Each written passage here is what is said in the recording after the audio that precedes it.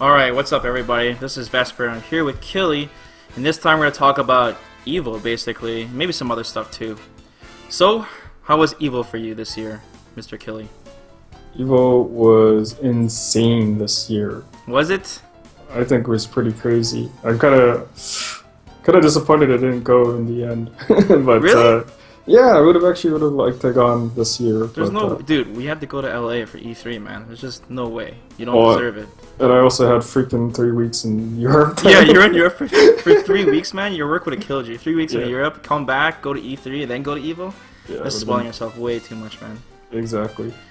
That's insane. I'm just exhausted, man. Just getting these last videos out for Street Fighter 5 before this beta has been just crazy, man. Like, I'm out of water. Look at my water bottle. It's empty. It's just. Anyways, let's get started. Let's talk about Guilty Gear first because, you know, you were talking about Guilty Gear. So, was there anything surprising? Zidane making top 8 with Leo Whitefang. Yes. That was surprising. The first American to make top 8. I had no idea what the hell was going on unless it was a Leo playing. That's the only time I understood what was going on. I'm like, I know what's happening right now, so it was exciting cheering for Zidane. Oh man, you got hype for Zidane and throughout all his matches. Watching him pools was great, man. He did some really crazy things, some really hard reads, just amazing play overall. Kid Viper also did really well. The biggest thing was an American player made it to top 8 in Guilty Gear. Yeah, which was unexpected. Yeah, because with that many Japanese players coming down for Guilty Gear, it was most people, including the Americans, thought all top 8 would be Japanese. That the Americans wouldn't have a chance at cracking top 8. But yeah, Zidane did amazing. Top 8 itself was really crazy. The one surprise was the Axel player Shuto. He went under the name Mr. Kit Kat, so had no idea that it was him. So like Shuto is an actual well-known Axel player. Okay. So he like went under a different code name. He was like smurfing something like that. It was pretty hilarious. Jeez. Dogra making top 8 was surprising too. And he was using Sin, so he switched mains from Soul to Sin. Why was that surprising? I thought he was really good. He is really good, but he was using Soul to begin with, so he switched back to Sin. Okay. And made top 8, so that was cool. Obviously, the biggest talk, though, was the winners, I think it was winners finals. Woshige versus Ogawa. So stupid. Oh my god, it was the most heartbreaking thing ever. So, I'm sure everyone's seen it by now. If you didn't watch it, I'm sure you saw it on ESPN. Dude, it was on ESPN. Yeah, Fox News, I think, wanted to post coverage of that, too. It's just insane. But anyways, Woshige makes this clutch comeback against Ogawa. Very clutch. Yeah, so clutch that he just got amnesia temporarily because he just used too much brain power. You know what I mean? And he forgot that it was only one round. And then by the time he realized there was another round, Ogawa goes in, hits him with a 60% combo, goes for the mix-up, lands the mix-up, stuns him, and then he kills him right away. That match ended in like maybe 15 seconds. Maybe. I don't think it's ever happened in Evo history, and it was super embarrassing. Oh my god. That was worse than Wolf Crone popping off and going, "What are you standing up for?" Yeah, that was... I gotta admit though, the commentary with Ryan Hunter and Hell Pockets screaming, just, oh my god, like, that made it for me. Especially Ryan Hunter going like, "Woshige, no!" And then Hell Pockets like, "Not like this!" That was so embarrassing, man. Even Jamie Lee Curtis tweeted that ESPN coverage of Woshige. He'll never live it down, but at the same time he has to embrace it because he's probably more famous now than if he had won. Infamous, not famous. Infamous. Infamous. Yeah, that's one way to look at it. But embrace it, man. You got the FGC into Hollywood and esports and all that shit now. Yeah. I was just kind of hoping that Guilty Gear wasn't so early in the morning. Especially after, like, you know, the night before, man, everyone was just so damn tired. Yeah. You know what I mean? But I mean, yeah, the schedule is what it is. But we still got about 120,000 viewers for Guilty Gear Top 8, and that was at like 8, 9 o'clock in the morning. So that's really good. At least that we had those cheeseburgers though. Oh my god! Do you want to tell that story? Let me tell that story. Okay, so every year at Evo we have these sort of, I guess I call it a little party, right? We'll have like a pizza party or a taco party. It's just like one piece of food or whatever, and then we just like that'd be like the big meal for the day for everybody that's over my place, right? So the day 1 was pizza party, and then day 2 was, what the hell did we eat? KFC party, okay, for everybody. And then the third day, we didn't know what the hell to do, okay, because we were just tired and we just needed food fast because, all the finals were so early in the morning. So my buddy asked me, he's like, yo, what should I pick up, right? I'm just like, just some fast food, man. Pick up some fast food. And he's like, well, what do you want? And he's like, oh, whatever, just go to McDonald's, right? And he's like, well, what do you want? And I was just joking around. I was just like, whatever, I just said 100 cheeseburgers. You know what I mean? I was just like, 100 cheeseburgers. And then, like, everyone came over, and then also my buddy comes downstairs, and he's got like 6 big-ass bags of cheeseburgers. And I'm like, what the hell is that? And he's like, it's 100 cheeseburgers. I'm like, you're fucking kidding me, right? And then, he actually ordered 100 cheeseburgers. Needless to say, we didn't finish it all, and I think we had 70 cheeseburgers left over. We were begging people to eat cheeseburgers, man. Every time someone came to visit or watch the stream for a little bit, yo, man, take some cheeseburgers with you. Anyways, yeah, that was kind of random. That was a gone show. Yeah. All Anything right. else with Guilty Gear? No, top 8 was pretty much what I expected, at least for top 3 or 4.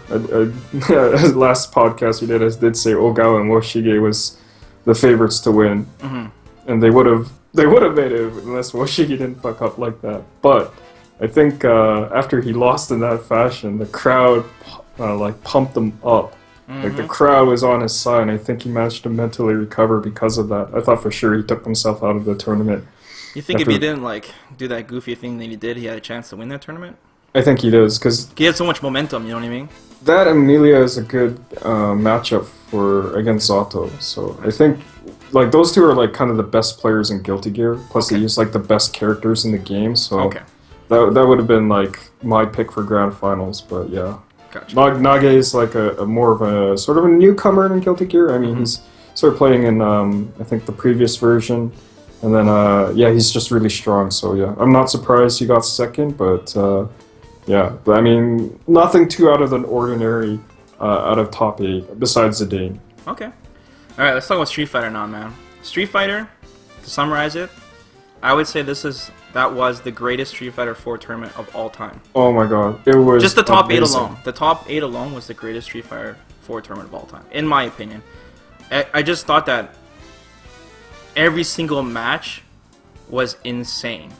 And, I guess kind of unpredictable too, in a way, just because everything was so close. A lot of things happened, we got timeouts, joystick on, or not timeouts, sorry, but, joysticks disconnecting, and just everything, character select screen, just, it was amazing. It was really good, man. Completely stole the show. SF4 top 8 stole the show. It was destruction. It was so good. Outside of like maybe 2 matches, every other match in top 8 was like grand finals quality. Let's talk about some of the matches though. I don't know if we'll talk about every match, but let's talk about just some notable things. So, the first match was Infiltration versus II, right? Yeah, and I figured Infiltration would win this one. I know, and you were like, we should have went with that top 3 pick because you said Infiltration would reach top 3, and your prediction would have been right. It would have been right. So but at least you did mention it in the podcast, though, so it's okay. So if we Even go though back it wasn't the prediction, you did mention it. Yes, I did. So if we go back to what we said in the podcast, we said Kazunoko first, Momochi second, and then Daigo third. But I was leaning towards Infiltration for getting third, just because I figured he'd have all these pocket characters. It was like a horse race, man. When Kazunoko was about to get knocked out. Like, I was screaming at the TV so loud, man. And then when Kazunoko got knocked out of the tournament, I smothered my face in my pillow, and I screamed so loud, dude. I was so angry. Dude, during that time, because we had multi-Twitch going, right? Yeah. During the time that Kazunoko was getting eliminated, Daigo was getting eliminated at the same time. I know, man. Well, Daigo wasn't a surprise, you know. We knew he was gonna get blown up at some point, right? He made it far. 9th place is nothing to... Daigo did great, but I'm telling you right now, looking at those top 8 matches, Daigo would not even have a chance. I don't think winning so. this I don't think tournament. Daigo He would not would. even have a chance. I'm serious. He would not have a chance. He would get absolutely destroyed. Because there are certain players, like Gamer B, Infiltration, and Momochi, that were playing, like, above human level, okay? Like, here's what... Personally, I felt like the top 3 players, the top 3 finishers, Momochi, Gamer B, Infiltration. Easily! Like, they played so insane. The top 3 of the tournament was what the top 3 should have been, you know what Exactly, right? But also felt like that top 3, the skill gap between the rest of the top 8 and those top 3 players was huge! It was inhuman. Like I said, they were playing the best games of their lives, you know what I mean? It was absolutely crazy. And how fitting, too, because this was the last Street Fighter 4 tournament for EVO, apparently, right? Possibly, really but fitting. yeah, that would be like good. that is the best like last hurrah for It was. SF4 It really at was, EVO. man. It was amazing. So, anyways, let's get back to Infiltration and II, okay?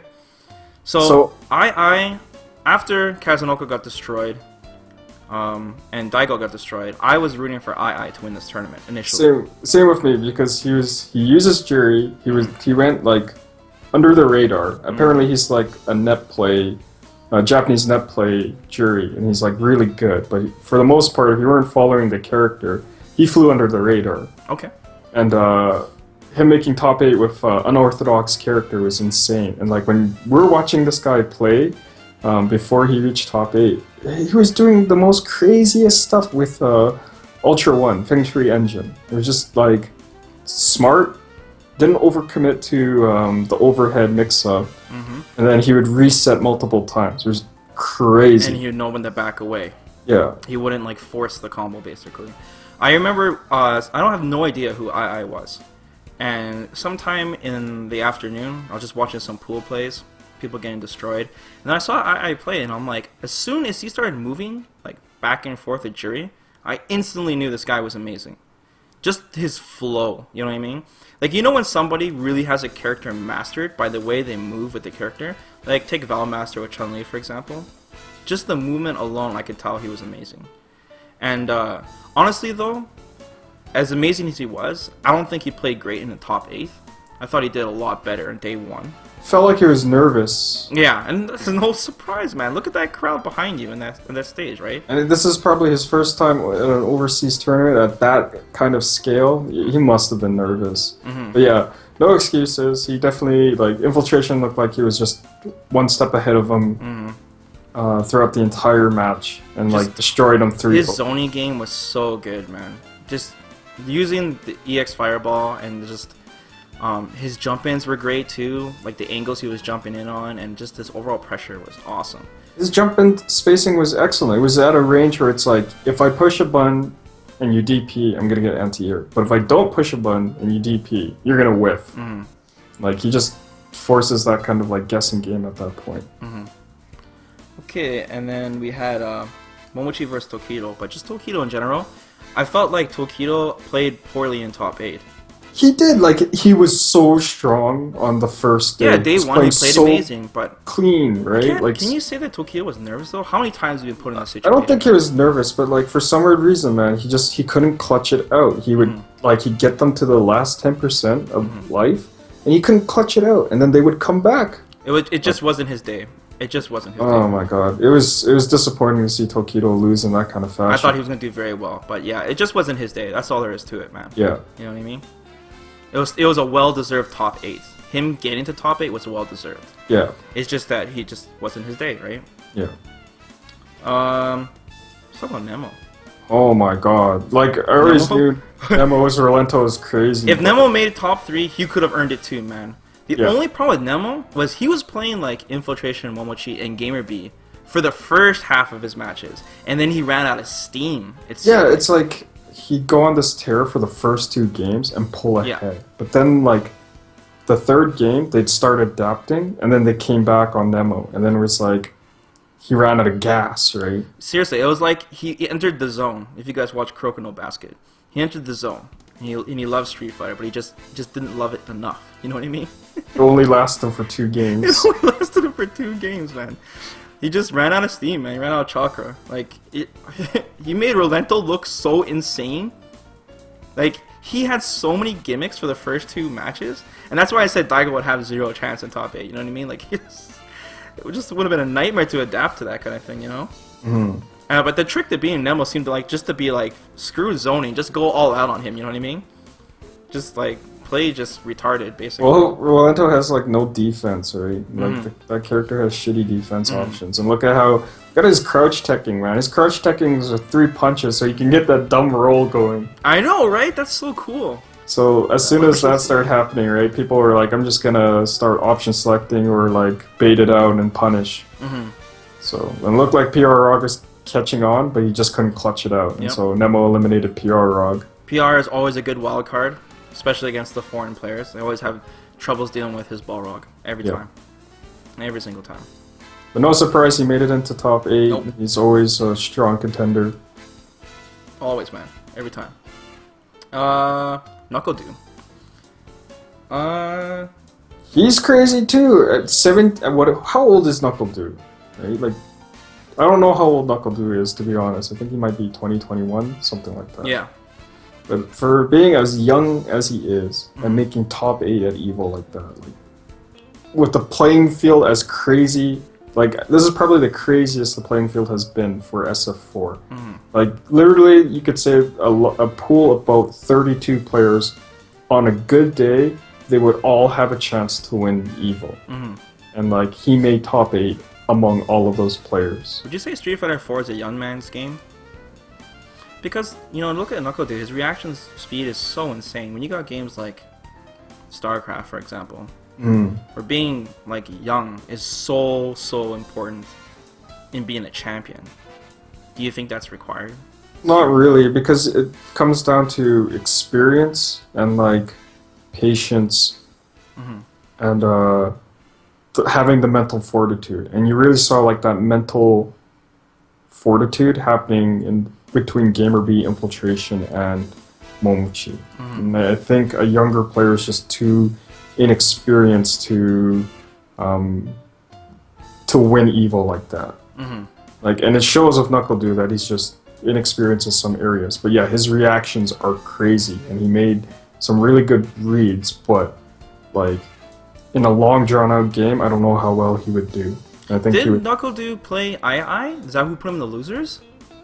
I don't know who put him into I just losers remember ones. II using EX spin wheel through Ultra 2 with Guile. Oh, Or was that Dominion? yeah. Was that No, Dominion? was it Dominion? I think it was don't against remember. Dominion. Someone in the comments remind us. But I just remember just some matchup inexperience. I totally knew that was going to happen too. Yeah, I because know, you called it too, right before I it used to happened. use Jury and Super when she first came out, and I knew that Tried to EX make Pinwheel was like really good against was projectile invincible. So as soon as I saw it was whether Dominion or Knuckle Dew do that Ultra, I'm like, dude, he's gonna do EX Pinwheel and it's gonna go through it. Sure as shit, that's what happened. Yeah, man, that sucks. But Knuckle Dew has been playing. I think he's one of the guys that like takes his sponsorship really seriously. I respect that for how much he plays and how young he is. Yeah. And hey, no shame in losing to Gamer B. Oh, of course not. Game- Especially after how you see him play after that. You know what I mean? You'd be Gamer like, B oh, I don't know, played man. the game of his life, like the tournament of his life, man. Is there anyone else to talk about? Yeah, let's talk about it. Yeah, it was just. I think it's just Gamer B, Infiltration, and Momochi at that point. Okay, let's talk about Infiltration and Gamer B then. Like we were talking about Infiltration before, but I want to talk about that match specifically. Or is there something you want to talk about before? No. Okay, well, No, wait. first of all- We should talk about Infiltration versus Momochi because that was a sick match too. Oh The yeah. winners finals. Oh my Yeah. god. When Infiltration. First okay. off, sorry. When Infiltration went against II, Yeah. when he used the Capri, man, he always finds a way to land raw ultras. You know what I mean? Yeah. Like with Akuma, it was always a joke that he would just figure out ways to land that Raging Demon so many times. And then just how many times he caught II was just jumping backwards was just insane, man. Like it was crazy. And it was just showing you that Infiltration was playing on top of his game on the first match, you know? You know he did his research for sure. Yep, of When course he went to the of course. lab. Okay, yeah. So let's get back to Infiltration against Momochi. Okay, so that matchup was crazy. Mhm. Who did Infiltration start with? Was it DeCaprio? I don't even remember, man, because the Infiltration game review match is the only one in my head right The now. only thing I remember is that when Infiltration went down 2 games, I think it was 2-1 at that point. Mhm. And then he goes back to the character select screen, and he's just, you could see it because they panned the camera onto his face, and you could see in his eye movements, he was just looking, his eyes are going all over that character select screen. And he's like, which character, which character, which character? And then finally, when he picked Abel, it was like, what? And it's so interesting because Infiltration, and you mentioned this while we were watching, Infiltration has his own unique style with every character he plays, right? Yep. Like the way he plays Gokin, the way he plays Hakan, like it's always, he defines his own play style with that character. Even the way he plays Chun-Li is vastly different from the way Valmaster plays it. So when we looked at him playing Abel, he plays a completely different game, or different Abel from 801 Strider. Like, he was abusing stand short so much, and he just like was so footsie concentrated, right? And it wasn't as heavy on the Oki game as much. But you could tell there was a little bit of inexperience with Abel because he dropped that change of direction combo a few times. Well, that's the problem when you play so many different characters in a game with like every character having one frame links, you know what I mean? Exactly. But one thing too was that Infiltration showed so much emotion. Like, he was super hype when he was winning, and then he was actually like getting angry, you know what I mean, when he was dropping stuff. Because he missed the Ultra, didn't he? No, he missed the change of direction. He missed the change of direction, Yeah. and then he was actually angry. Like, he slammed on his stick on the punch button because he knew he did it, right? Yeah. And he was just he looked so frustrated. And he was I've never seen that before. Like, he was continually doing the change of direction motion, right? And hitting the punch button. It's like, he was just like, he was so flustered, you know what I mean? So... But then he ended up beating Momochi that game. And then Momochi goes back to the character select screen. And then, same thing, they pan the camera on Momochi's face. And reading his eye movement, he's also going, what character? What character? Because the game it's been out for so many years, it's at the point now where it's on matchups, you know what I mean? Yeah. And it's like, yeah, dude, it's on matchups now. So it's just really crazy. I absolutely loved it how many of these players have a pocket character. It's so important now. It's so important. I'm glad people are finally owning up to the fact that you cannot stick with one character. The top 3 players were 3 players that used a bunch of characters. Yeah. You know what I mean? That's just the way it is. It's too hard. One character, 44 plus characters. It's just so hard to do it, man. It is. It's not impossible, but it gave them an advantage. For sure. It gave them an advantage. Momochi with the pocket Elena. I can't really recall ever seeing Momochi use Elena before. He might have done it on a stream or something like that. Yeah. But yeah, that pocket Elena pick was insane. Of all characters to go against Abel, I think that was really interesting. But yeah, that matchup turned out really good. And then Momochi just clutched it out at the end, and Infiltration just had to give his props. Yeah. But then he was really respectful, you know what I mean? He was just angry in general at himself, you know what I mean? Yeah. He was hungry. He wanted that. Oh, all 3 of them wanted it, especially GamerB. So, you want to talk about Infiltration versus GamerB now? For me, this was the highlight match. Oh, of course. This match was insane. But there are some people who really complained about GamerB's style of play with Elena, and they think it's so lame, and it's so like, oh, the character's dumb, bad game design, blah blah blah. It is lame. It is lame. But there are definitely some issues. You're playing to win. I don't understand how people don't understand that concept still to this day. It just drives me insane how people think that any sport game you play to win. You know what I mean? Like, you know how much money is on the line, and you want to give it up due to some kind of pride. You know what I mean? Like, it doesn't make sense to me. I hate the definition of how these people define lame or how they define it entertaining. Like, they always want to like rush that shit down 247 everything, and it's like that's the only way the game's exciting and stuff like that. That's from the viewer's perspective, though, right? And it drives me crazy when that's the only way they think the game is entertaining. But if you really look at that match, the mind games that were going on were so crazy, both in and outside of the match.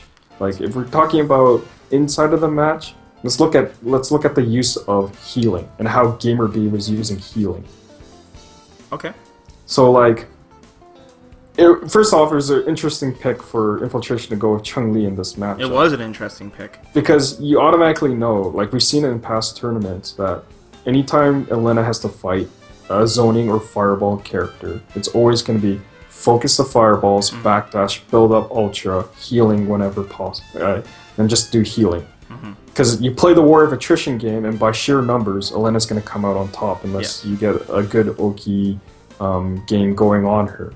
Yes. But like, Infiltration strategy was like, I'm going to throw fireballs, I'm going to back up these fireballs with solid pokes. But like, that's not going to work against Elena, not in that pure... It obviously wasn't working at that point. And when we're watching it, you know, from other people, they're watching it like, oh man, this is so lame. But when you and me were watching it, it was kind of like Infiltration was going through a puzzle. Yeah, it was like a puzzle with multiple decipher layers. What to do, how to counter it. So after he got pretty destroyed the first match and realized that Elena is going to get away with 3 ultras per round, he was saying to himself, okay, you know, after that first match, he was just really sitting down thinking about it for a long time. And he was basically thinking, okay, so I'm going to make some adjustments. I'm going to spend all my meter on EX fireballs because they do 2 hits, and you want to make him afraid to focus every fireball. And they knocked down now, so that's another... He mixed in Hizenshu's. He wanted to do those because he wanted to stop, once again, try to... Because Elena has so much recoverable health built up that he was trying to, you know, knock it out by doing a quick overhead. So he made that adjustment as well. And then he was still trying to figure out the best way to punish the healing. But it got really, really bad when it got to the point where GamerB was showing him that he was willing to do a full heal ultra. Because what is Chun-Li going to punish with, right? He made him really scared because what was going on was that it was an anticipation. Infiltration was anticipating that he would not do it because it would be too obvious kind of thing. Yeah. But then when GamerB showed him that he was not scared and he was willing to do it, that's what really threw off his game. You know, it's kind of like Counter-Strike, for example, if you guys play this game. It's kind of like planting the bomb, and everyone always does a fake defuse first. It's just the thing that you always do, and the meta changes once it gets to the point where you go for a full defuse on your first try, and the guy won't peek, for example. And it was just insane, man. That match, just in general. Let's look at the layers of the mind games that was happening with that healing. First off, GamerB shows that he can do that he's just going to do full healing. So Infiltration doesn't go in hard for the punish. He's just looking for like the quick hit to stop the healing. But then the minute that GamerB went for full healing, he's like, oh crap, I got nothing. I got barely anything out of this, and he almost gained like full life from that. And then he's like, okay, what can I punish with? And then he starts doing that Chun-Li target combo. That's the only thing he could have done. That was in the range to hit him. But it was like, still not enough damage. No, like, not even close. GamerB ends up on top of that War of Attrition. And then the next layer of that mind game was like, I know he's going to go for full healing, so he let him do the full heal. And then when Elena finishes the full heal, she does that recovery animation where she's like, just like stretching out her arms, right? Yeah. So GamerB let him full heal, and then he goes for the full jump in punish. Yeah. Jump fierce, 2 hits, and then whatever. Like the he even walked back a little bit, you know what I mean? Like he just planned it all out. So like that was when it was worth it for him to do the full damage, right? Yeah. Like that took away the healing. So then afterwards, GamerB started canceling the healing, and then it threw off Infiltration's punish game. And then towards, I can't remember which match at that point, but like after a couple series of canceling the healing and Infiltration not getting really good punishes off of it, the next time that he did healing, he went for the full healing, and Infiltration did not know what to do. He hesitated on his punish. Yeah. And then he gained so much life. Like that one moment where GamerB's like, I'm just gonna do it. And Infiltration didn't punish it properly. It was like, oh my god, the mind games that went into that decision was just crazy. I'm curious on why Infiltration didn't try Ultra 1 with Chun-Li. Because at the start it wouldn't have been that threatening, but when you needed to clutch it out, it would have been very tough for Elena to do that third heal. I'm just wondering if Elena cancelled, would she be able to block? No, it's too fast, man. I don't know about that. That's the only thing I would be wondering about. But yeah, it was just crazy, the amount of mind games. And then even like okay, the mind game's happening in between matches. Mm-hmm. Like they went back to the character select screen, and again, like you're seeing in his body language and then in his eye movements, he's looking for a character that can deal with I think this. what was going through his head, which was, he was thinking to himself, am I losing because of a matchup issue, or am I losing because of a player issue? Is GamerB outplaying me, or is it because of the matchup? You know what I mean? Yeah. That's what's probably going through his head.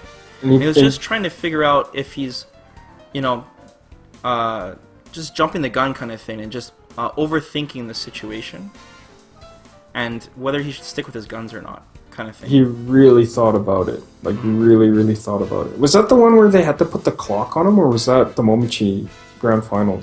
No, that was that was Infiltration. That was definitely... Yeah, that was the match. That was scary because that's when he picked the jury, right? Yeah, so then so he loses, he's down like, it's like 2-2. He was taking way too long on that character select screen, man. Yeah. He was like, holding up the tournament. It was like 2-2 at that point, and he's thinking so hard, like, and I think that's part of the reason was what you said, is like, am I losing because of the matchup, or am I losing because I'm getting outplayed? Mm-hmm. So he has to think about all the characters that he can use, and like, which one's best equipped to handle. Which character is similar to Chun-Li's zoning, but at the same time can punish Chun-Li from a further distance and harder? And harder, right? Which kind of character would that be? And I think Jury was an excellent pick.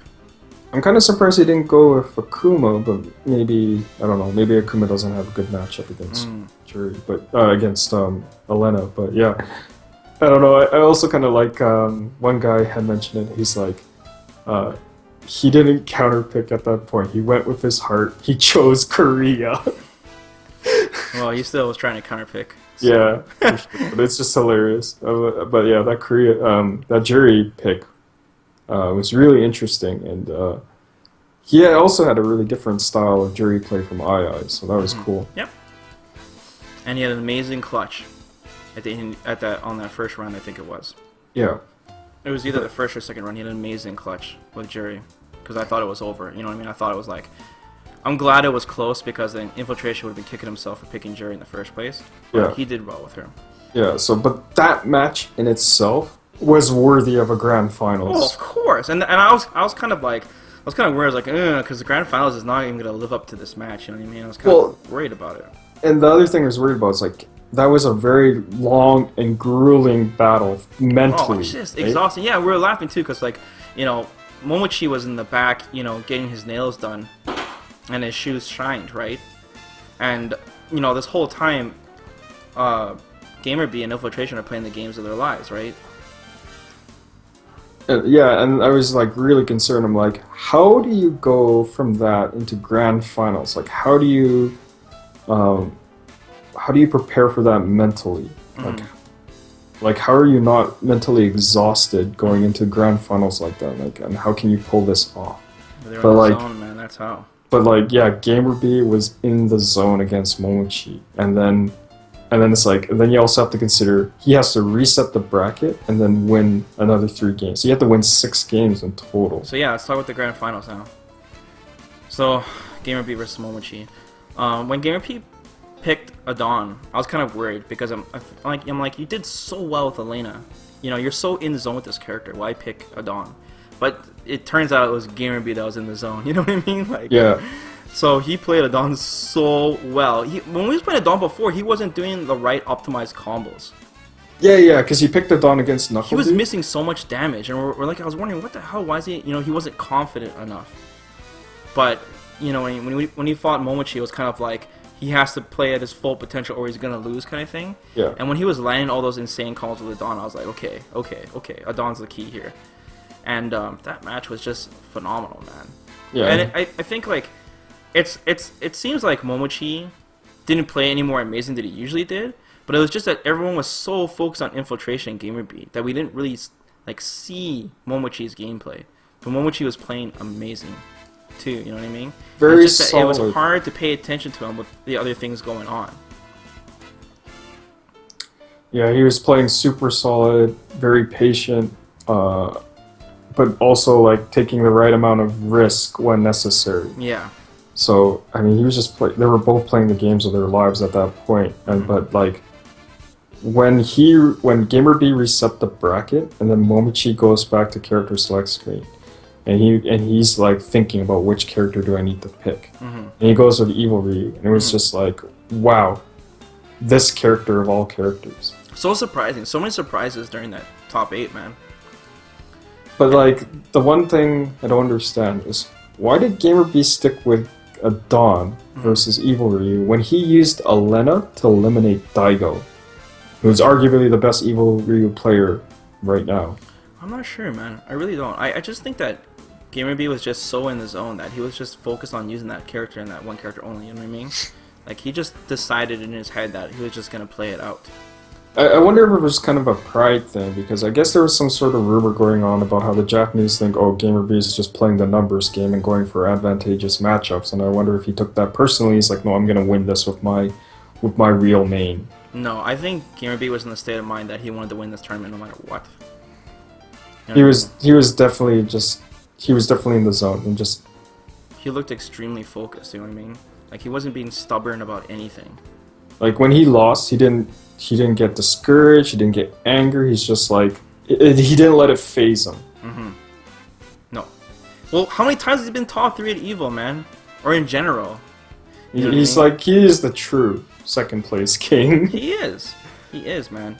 But yeah, as that match went on, we get down to the last match, and it was so fitting that it was 2-2, and it's down to the last game. Like, couldn't ask for a better grand finals match. Yeah.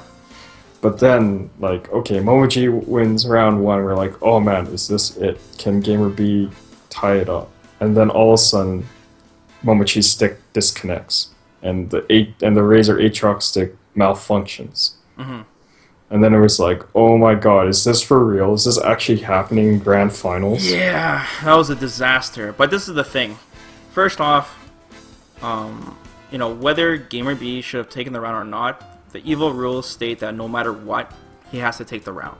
And I'm glad that the rule is in, because that way there's no dispute over like what happened over that. You know what I mean? It's there for a reason. It doesn't matter if it's the grand finals or some pool play match. It's in there so you never have to worry about, you know what I mean, that middle ground on whether or not that should have been called.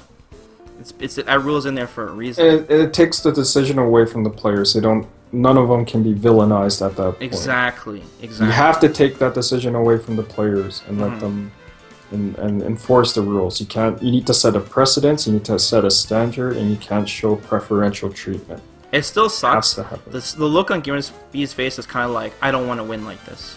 And I think he looked angry too, man. Right away, he looked angry. He's like, I don't want to win like this. You know what I mean? I think the rule also states that the player can also take the game, not just the round, but the actual game. And Gamer B said, no, take the round, or someone make the call to take the round and then play up, and then ultimately Gamer B said, like, we'll play the final round. Right? But like, I think, and based on what I've read previously, maybe I misread something, but I think people are saying like Gamer B would be well within his right to take the game and win Evo that way on a technicality, but he opted not to. You would have to be a certain type of person to take that. Nobody would want to win that way. That would be really, really hard decision to make since there was so much money on the line. Also, Momochi's stick just disconnected. It wasn't like he accidentally pressed the start button, or it wasn't his fault at all. It was truly a stick malfunction. Yeah, so it'd be absolutely insane if he took it. But yeah, I'm glad they played it out. Final round. Yeah. And and that final round was like Momochi had figured out the key to counter the Adon matchup. Like it finally clicked in and said, I can use these buttons to counter Jaguar kicks. I can use these buttons to counter his offense. And he took it fairly convincingly, I think, in that last round. Yep. From what I can remember. Yep. But it was still an amazing grand finals. Regardless. But both players were so deserving of that victory. Like, I would be okay with either one of them winning. Or infiltration. Exactly, yeah, and infiltration. But there's a little part where you feel bad for Gamer B because he fought so hard to get out of the losers bracket, resets the grand finals, gets all the way to the last game, and it's like, is this Gamer B's year? And like, there's so many talks because every time Gamer B loses a tournament, he always talks about retiring. I know, and that's why I was joking around too. I'm like, I don't want Gamer B to retire after he loses. You know what I mean? Yeah, and so like this would have been so fitting, like validation for all his hard work and effort to stick with this game. And it's like this would be like the final validation to it. But at the same time, Momochi has been grinding hard. Oh, of course. So that's what I'm saying. It was just because Bruce was playing. I mean, Gamer B was playing so well. You know what I mean? Yeah. And it was just, it just took the spotlight off Momochi. You know what I mean? Because he already is a champion. Yeah, and it's like, you just can't take it away from either player though. But I think in the end, Gamer B won like the hearts of everyone at EVO. Like he was like the true hero of EVO or SF4. But I don't want to take anything away from Momochi. Like he just played amazing too. So really happy that Momochi won. But at the same time, it's like, oh man, you fell just slightly short, Gamer B. But after Momochi won, it was pretty heartbreaking because Gamer B's fiance, she was devastated. Like she was crying. So she felt so bad for him losing. Like Gamer B himself had to console her, and like you must be thinking, it's like Gamer B probably wants to cry too. But but at the same time, he's like, oh man, I've been in this position so many times. I've been like second place king so many times. So maybe he's used to it. But I'm sure like a part of him wanted to cry too. But I just think he was just emotionally drained. For just after that infiltration match, he was just so drained anyways. There was just like nothing left at that point. You know what I mean? I'm pretty sure it all like sunk in after he got some sleep that night for sure.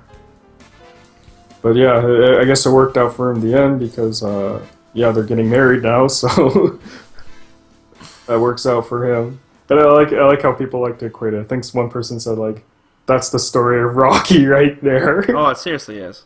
Like I said, it was movie quality top 8. It was really good. Couldn't ask for a better ending to EVO 2015, and like maybe the possible last hurrah for SF4 at EVO. But we still have CPT. So, anything else you want to talk about? Nope, not for EVO. I think that this was probably the best year for EVO so far anyways. Who knows what happens next year. But yeah, this year was really good. Okay, what else you want to talk about? Nikali. SF5. Oh, you saw that video I released on Nikali yesterday? Yes, but now there's some new information. Yeah. So they said, Famitsu magazine, right? Said that his V-trigger is gonna last for the rest of the round. Like, there's no timer on it. Once you activate it, he gets it for the rest of the round.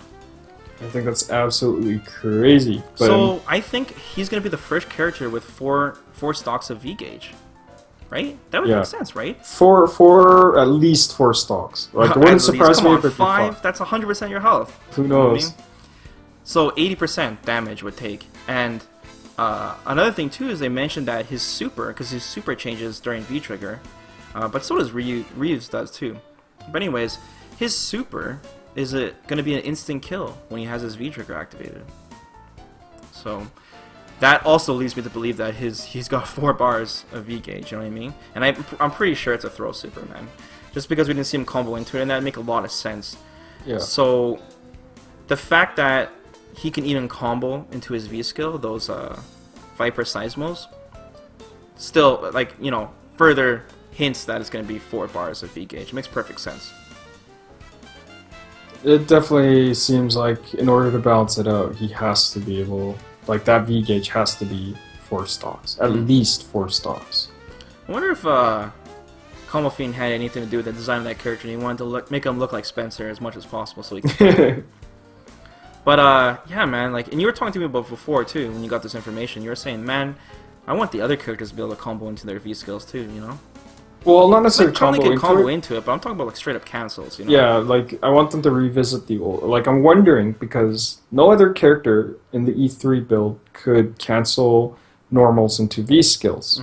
And then Ken gets released, and Ken can do it. And then Nikali gets released, and he can do it.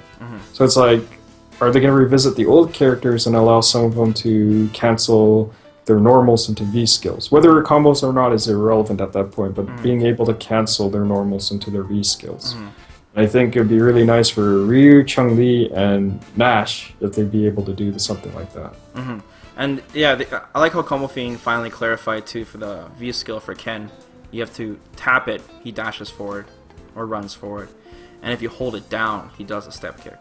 And you can cancel the dash or run an animation to a normal. So I'm glad they clarified that. Yep.